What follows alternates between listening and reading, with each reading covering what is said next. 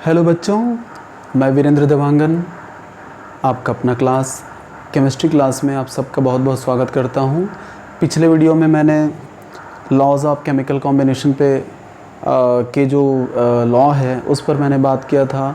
द्रव्यमान संरक्षण पे, गुणित अनुपात पे, स्थिर अनुपात पे और तुल्य अनुपात पे। ठीक है, ये सारे लॉ पे मैंने अलग अलग वीडियो बनाए ताकि अच्छे से समझ में आए। तो आज हम अगले टॉपिक पे बात करते हैं जो फिफ्थ लॉ है, लॉ ऑफ केमिकल कॉम्बिनेशन का, जिसमें ये है गेलुशाक्स लॉ, गेलुशाक का नियम। ये पांचवा नियम है।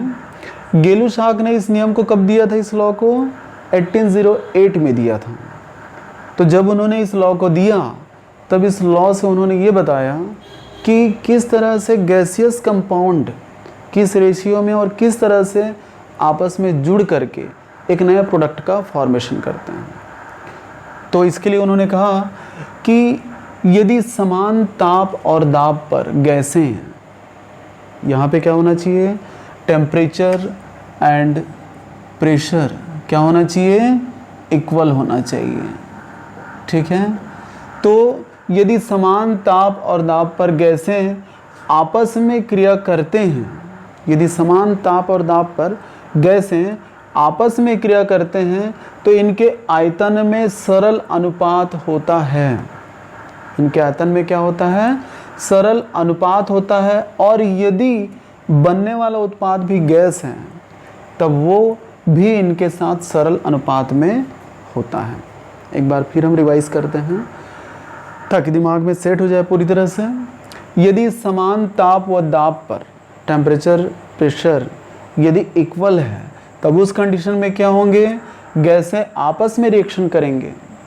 और आगे क्या बोला गया? अगर रिएक्शन करते हैं तो इनके आयतन में क्या होगा? सरल अनुपात होगा, यानी कि वे सरल अनुपात में आपस में रिएक्शन करेंगे। और यदि रिएक्शन के बाद बनने वाला जो प्रोडक्ट है यदि वो भी गैस है तब क्या होगा?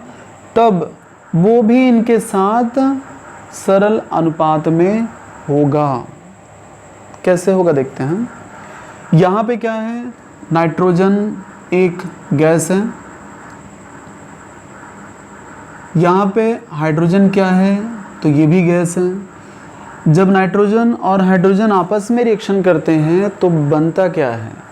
तब यहाँ पे अमोनिया बनता है। ये अमोनिया भी क्या है? गैस है। तो यहाँ पे बोला गया कि जब समान ताप और दाब पर गैसें आपस में क्रिया करती हैं तो इनके आयतन में सरल अनुपात होता है। तो ये दोनों गैसें हैं, दोनों आपस में जब रिएक्शन करेंगे तो सरल अनुपात में ही रिएक्शन करेंगे। इनकी संख्या जो है, इनकी मात्रा यहाँ पे 1 है। नंबर ऑफ मॉलिक्यूल्स कितना है? यहाँ पे 1 है। लेकिन यहाँ पे नंबर ऑफ मॉलिक्यूल्स हाइड्रोजन का कितना है? 3 है। लेकिन 1:3 एक सरल अनुपात है। यदि इनसे बनने वाला जो प्रोडक्ट है, जो उत्पाद है, यदि वो भी गैस होगा तब ये भी इनके साथ क्या होगा? सरल अनुपात में होगा। यहाँ पे अमोनिया का नंबर ऑफ मॉलिक्यूल कितना है? तो 2 है। तो इसी चीज़ को बोला गया कि गैसें आपस में मिलेंगी रिएक्शन के लिए तो वो सरल अनुपात में मिलेगा और उनसे जो प्रोडक्ट बनेगा अगर वो गैस है तो वो उसका भी जो अनुपात है इनके साथ सरल फॉर्म में ही होगा। ठीक है, नेक्स्ट एग्जांपल इसमें दिया गया है। कार्बन मोनोऑक्साइड और ऑक्सीजन जब रिएक्शन करते हैं तो कार्बन मोनोऑक्साइड और ऑक्सीजन की रिएक्शन करने से यहाँ पे क्या बनेगा? Carbon dioxide. कार्बन मोनोऑक्साइड क्या है? तो ये गैस है। ऑक्सीजन क्या है? तो ये भी गैस है। ये दोनों गैसें एक सरल अनुपात में एक दूसरे के साथ रिएक्शन कर रहे हैं। रिएक्शन मतलब क्या होता है? रिएक्शन मतलब जिसमें पुराने जो बॉन्ड्स हैं वो टूट जाते हैं और बदले में क्या होता है? नए बॉन्ड का फॉर्मेशन होता है। उसको हम कहते हैं रिएक्शन, क्रिया, रासायनिक क्रिया। तो यहाँ पे कार्बन मोनोऑक्साइड और ऑक्सीजन दोनों गैसें हैं और सरल अनुपात में। इनसे बनने वाला जो प्रोडक्ट है ये भी गैस है, कार्बन डाइऑक्साइड।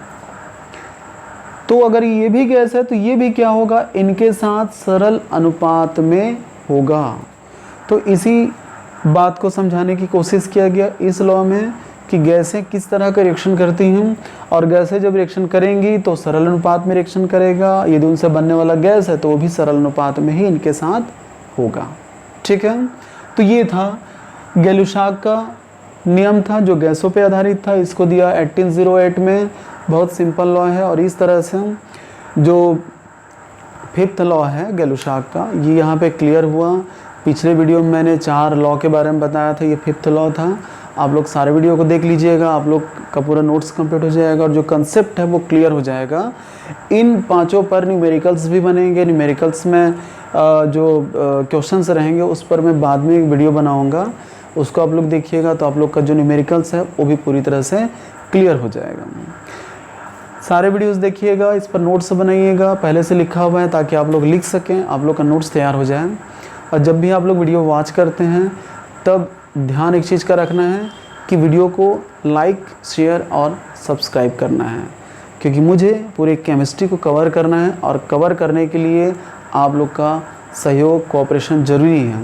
तो आप लोग वीडियो को देखिए, नोट्स बनाइए, साथ में लाइक, शेयर और सब्सक्राइब कीजिएगा ताकि हम ज़्यादा से ज़्यादा बच्चों तक के पहुंच सकें। तो ठीक है बच्चों, अगले वीडियो में मैं फिर अगला टॉपिक लेके आऊँगा। उम्मीद करता हूँ कि आप लोग वेट करेंगे, उस वीडियो को वॉच करेंगे। तब तक के लिए आप सबको good luck, take care, thank you.